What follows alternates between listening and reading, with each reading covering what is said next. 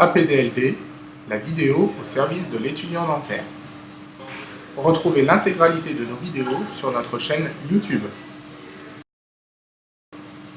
Film réalisé en partenariat avec le Centre de formation Pasteur, CEPSUP Reims. Élaboration d'un châssis métallique. Première étape, préparation du modèle. Tracez le milieu du palais comme point de repère symétrique. Il faut éviter les points de pression sur la gencive provoqués par le stélite. Tracez un espace suffisant pour les dents concernées, espace marginal gingival.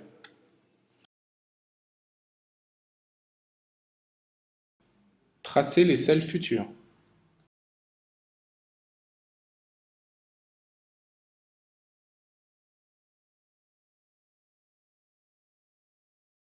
Pour tracer la plaque palatine, respectez la règle des 3/3, 2/3.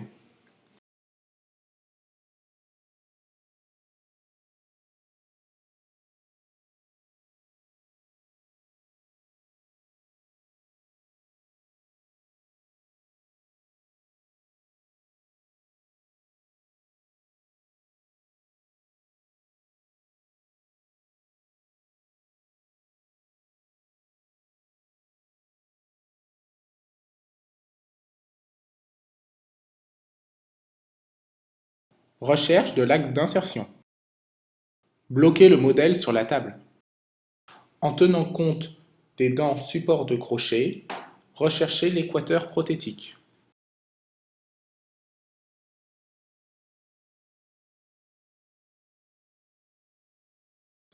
Bloquez la rotule de la table.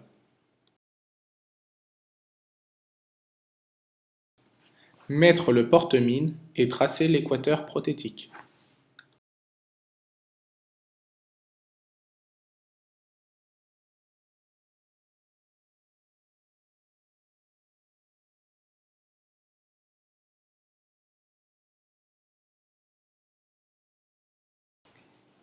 À l'aide de la tige de nez, 0,25 mm, marquez la position la plus basse du crochet dans la zone de rétention de la dent.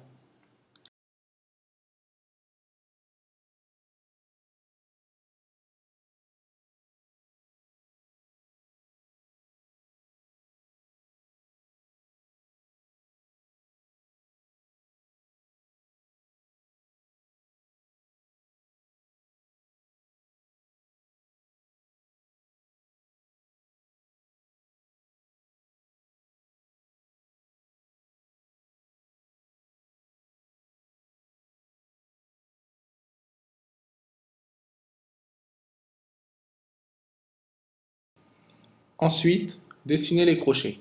Un tiers du bras de rétention doit se trouver en dessous de l'équateur prothétique, un tiers sur celui-ci et un tiers au-dessus.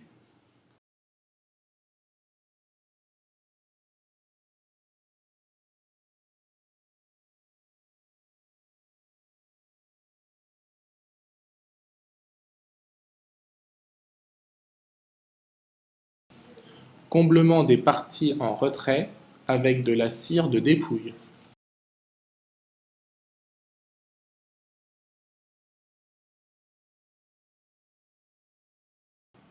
Replacez le modèle sur le paralléliseur. À l'aide d'un grattoir, réduire au maximum les zones comblées.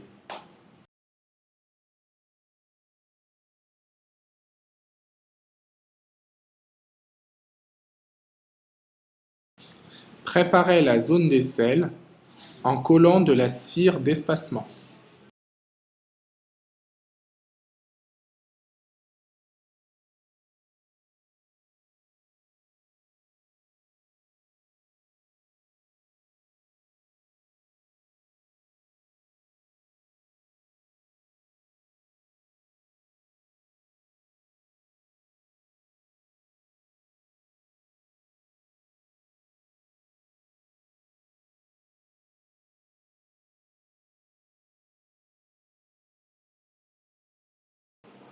Comblez les contre-dépouilles afin de couler plus facilement les duplicateurs.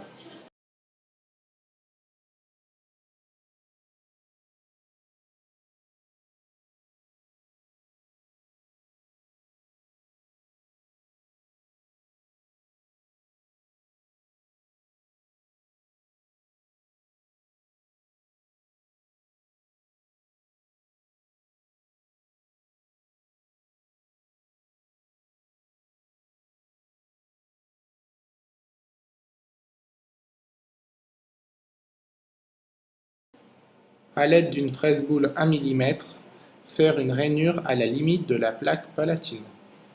La profondeur maximale doit être de 0,5 mm. Ceci renforce l'effet de succion de la prothèse. À l'aide d'une spatule, grattez le bord intérieur de la rainure de la future plaque palatine afin d'empêcher des bords acérés et des marques de pression possibles.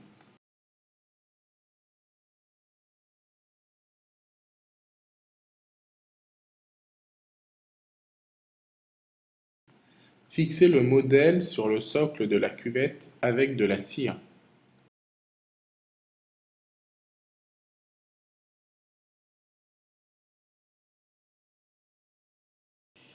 Fermez la cuvette.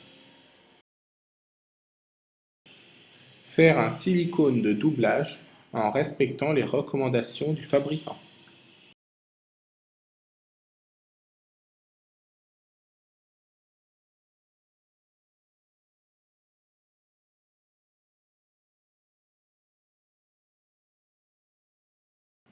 Effectuez un premier mélange manuellement. Ensuite, l'emploi d'un appareil de malaxage sous vide garantit un matériau sans bulle et homogène. Coulez le silicone lentement à l'aide du vibreur.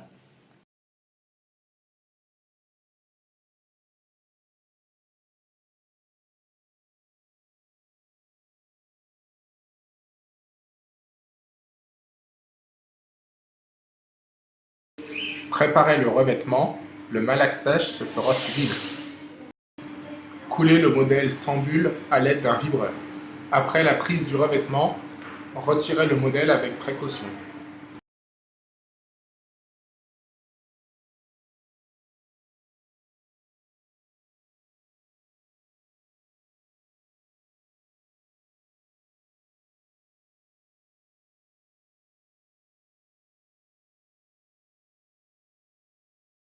Séchez le modèle en revêtement dans un four chaud à 150 degrés pendant 15 minutes.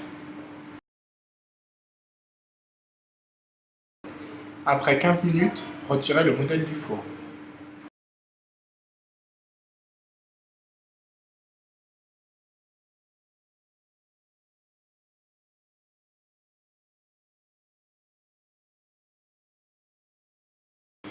Tout d'abord, remplissez les rainures avec de la cire de modelage.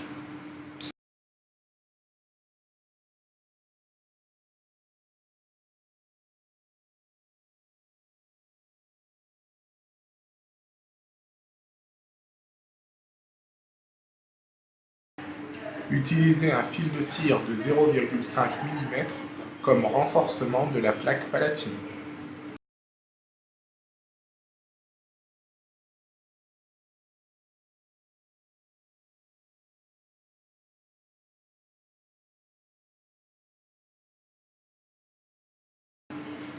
Remplir avec de la cire de modelage les zones entre le fil de cire et les rainures. Lissez la cire. L'épaisseur de couche dans la zone du fil de cire devrait être de 0,5 mm et s'affiner vers la zone de grattage.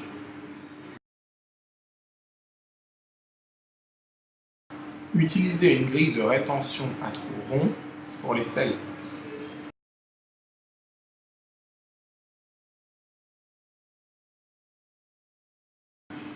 Collez-la sur le modèle.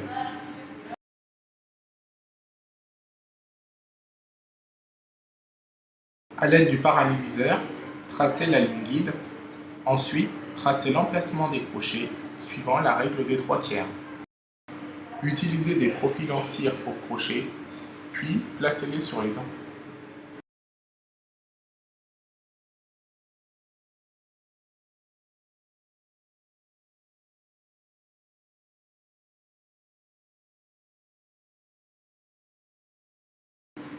À l'aide d'un bistouri, le crochet sera coupé à la hauteur du point d'appui.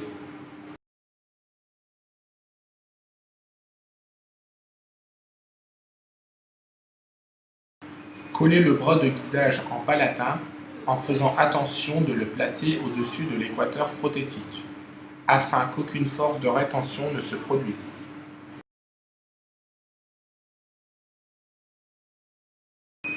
Avec de la cire de modelage, faire la jonction entre le crochet et la grille de rétention. Faire les taquets occlusaux avec de la cire.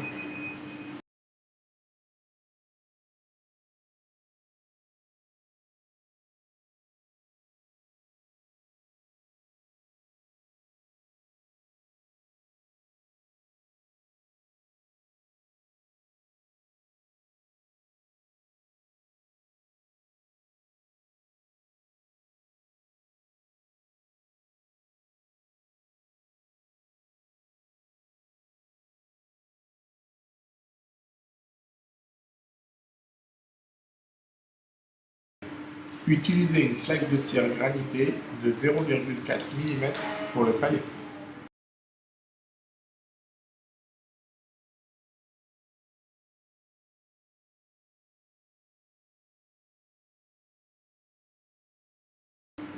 Appliquez la plaque.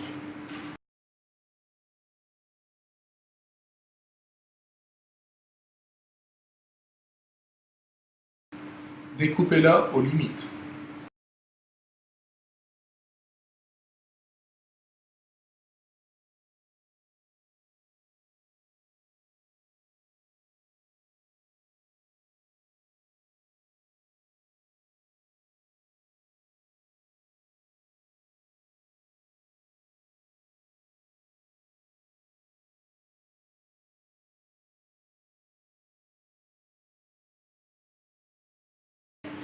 Collez-la avec de la cire.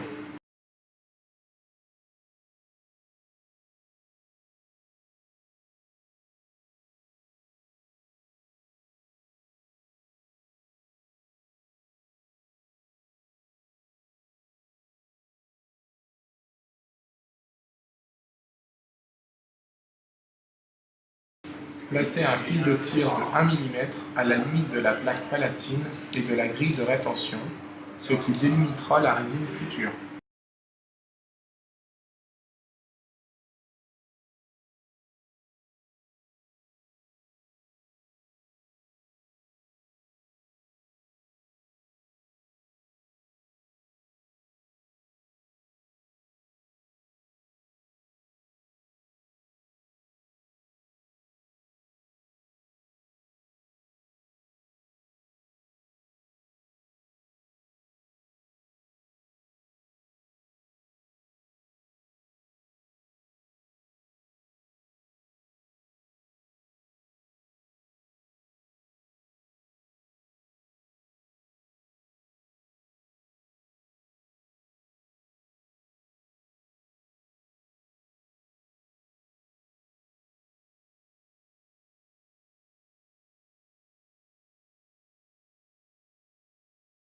Utilisez une tige de poulet en cire de 4 mm.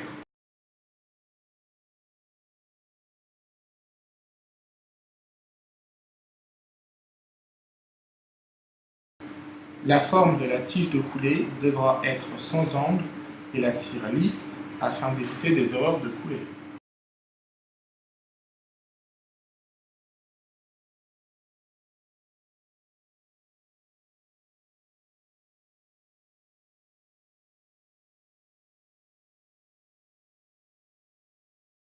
Collez l'entonnoir de coulée.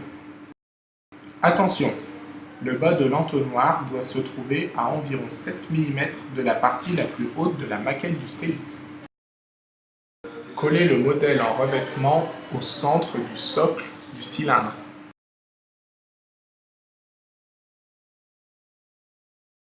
Mettre le cylindre sur le socle.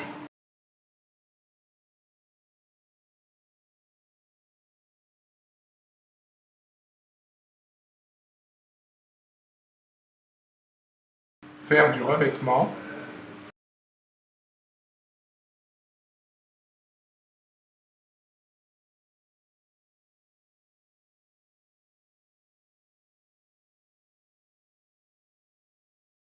Malaxer sous vide.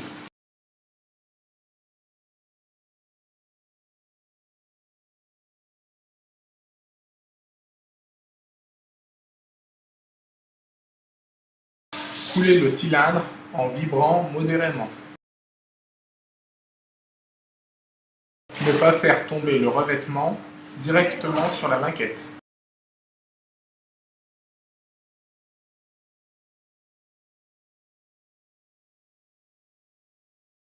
Après le durcissement total du revêtement, enlevez l'entonnoir, la base et le cylindre plastique.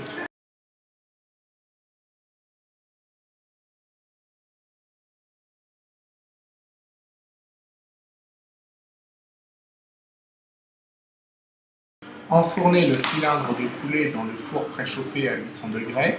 Placez le cylindre, entonnoir vers le bas. Montez en température progressive jusqu'à 1000 degrés. Prendre votre creuset et le remplir d'alliage chrome cobalt. Ensuite, effectuez la coulée du stélite.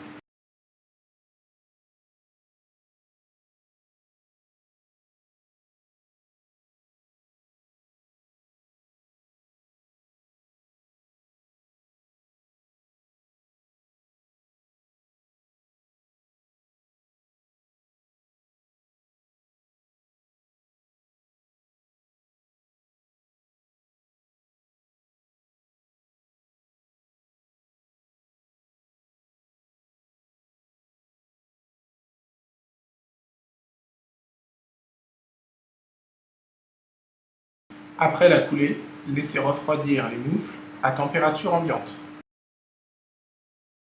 Démouflez à l'aide du marteau et de la pince à démoufler. Éliminez les restes du revêtement en sablant avec un abrasif de 250 microns. Coupez les tiges de coulée à l'aide d'un disque à tronçonner.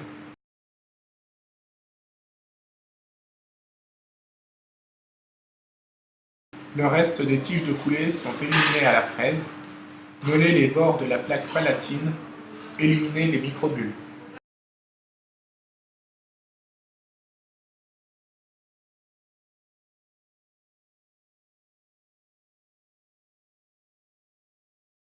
Les bavures de métal seront meulées.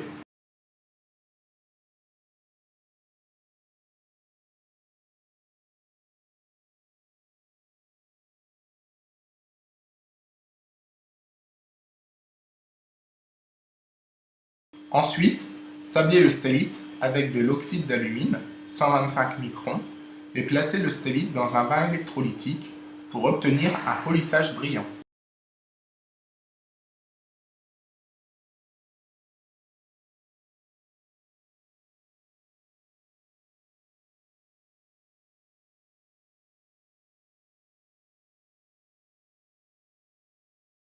L'ajustement se fera à l'aide d'une fraise fine, type corindon rose. Vous pouvez utiliser un vernis indicateur, cela facilite le repérage des zones de friction.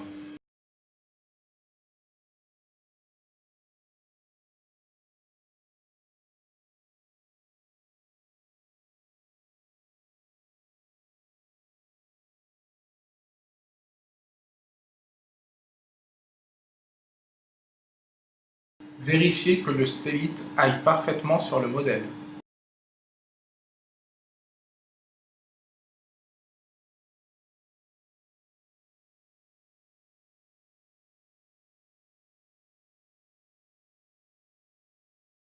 Pour le polissage, utilisez différentes sortes de meulettes caoutchouc. Taillez les crayons de caoutchouc à la forme désirée et polissez le stélite.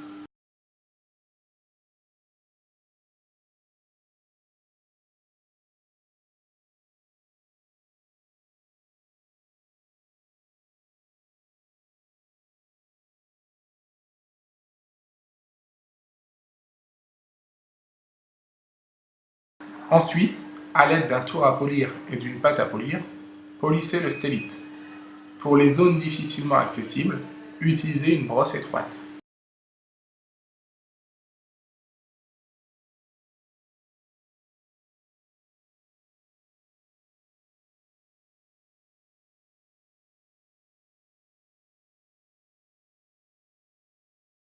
Ensuite, utilisez une crème à polir liquide avec une brosse à lustrage et faites briller le stélite.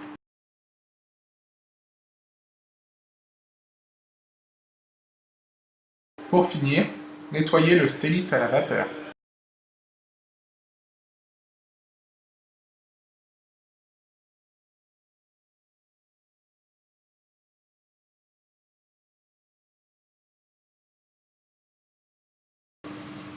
Film réalisé en partenariat avec le Centre de formation Pasteur, CEPSUP, Reims.